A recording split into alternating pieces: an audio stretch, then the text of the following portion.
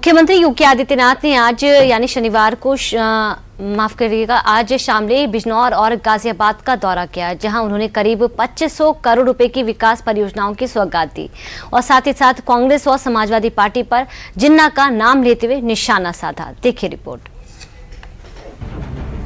बहनों और भाइयों, यही से मैं कहता हूं, जो लोग डेमोग्राफी बदल रहे थे, समाजवादी पार्टी और कांग्रेस के लोग, ये लोग जिन्ना के उपासक हैं। इसीलिए तो कांदला और केराना से पलायन हो रहा था और हम लोग अन्नदाता किसानों के उपासक हैं, जिन्होंने गन्ने का क्षेत्रफल बढ़ा करके आज चीनी मिलों के गन्ना मूल्य का भुगतान हमारे किसानों को हो सके। आज उसके माध्यम से कार्य ये डबल इंजन की एनडीए की सरकार ने करके दिखा दिया।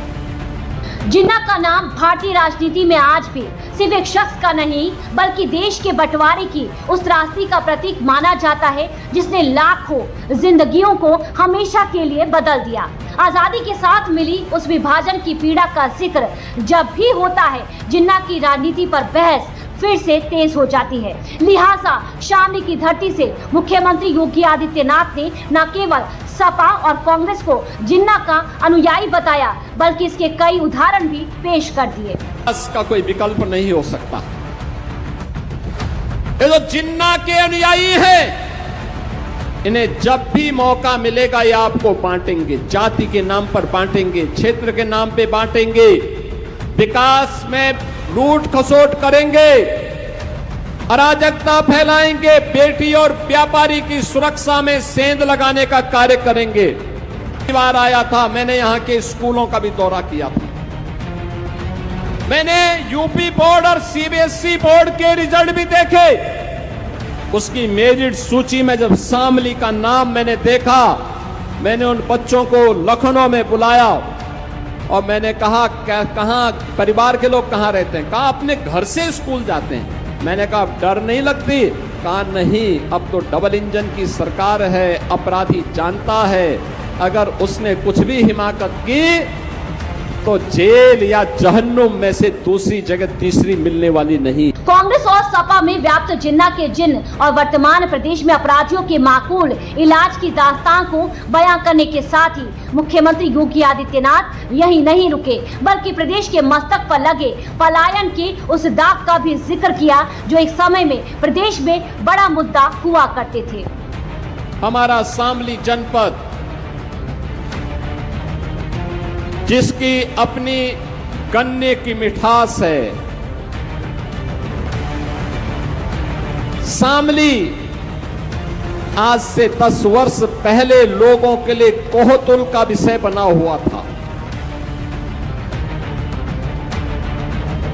लोग इस बात को ढूंढते थे कि शामली जिला है कहां, जो इतना दहशत और भय का प्रतीक बना हुआ है।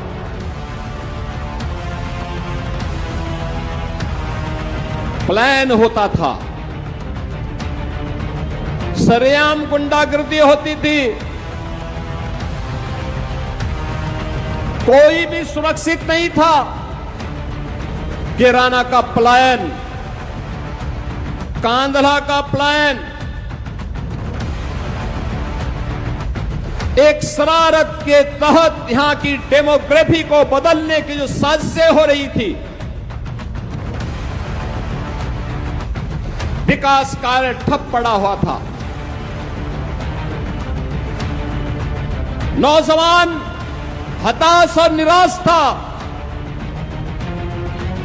अन्नदाता किसान आत्महत्या करने के लिए मजबूर था। बहनें और बेटियां घर से बाहर निकलने में डरती थी। उद्योग धंधे चौपट हो रहे थे।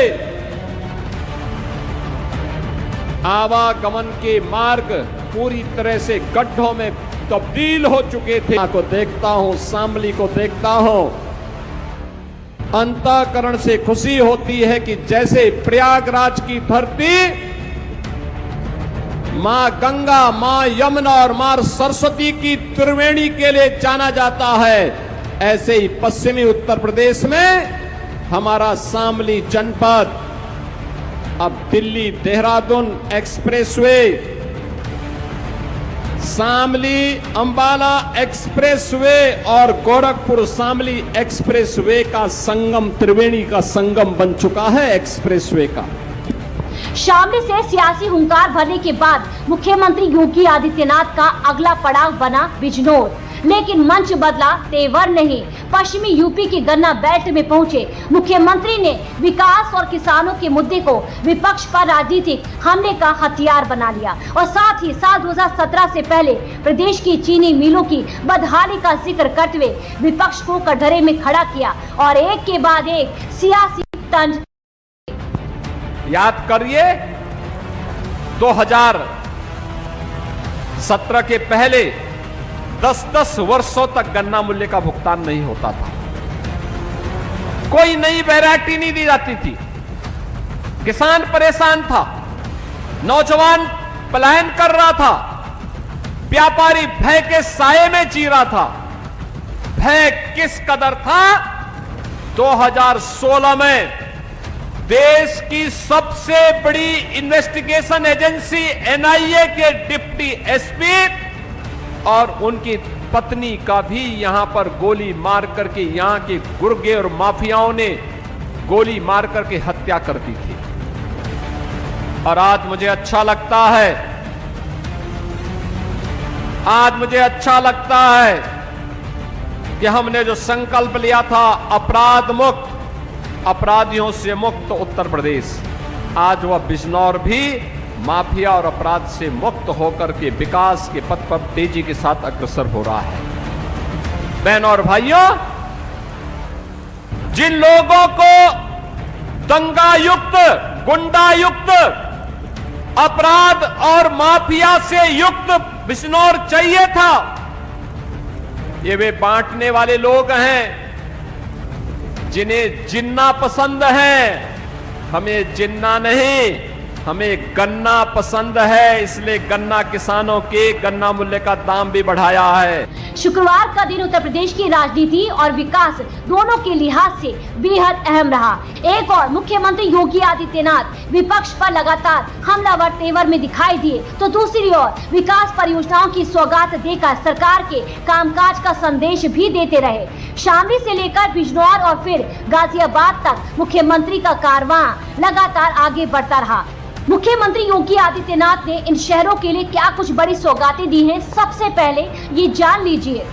मुख्यमंत्री योगी आदित्यनाथ ने बिजनौर में 1003 करोड़ की परियोजनाओं का शिलान्यास और लोकार्पण किया। इन परियोजनाओं में बिजनौर और चांदपुर विधानसभा क्षेत्रों में कराए गए विकास कार्य शामिल है। इस दौरान सीएम ने सरकारी योजनाओं के लाभार्थियों को स्वीकृति पत्र भी बांटे। वहीं मुख्यमंत्री योगी आदित्यनाथ ने शामली के विकास के लिए 617 करोड़ रुपए की कुल 90 विकास परियोजनाओं का ऐतिहासिक लोकार्पण एवं शिलान्यास किया। इसके साथ ही सीएम ने गाजियाबाद जनपद में 868 करोड़ रुपए की 90 परियोजनाओं का लोकार्पण और शिलान्यास किया।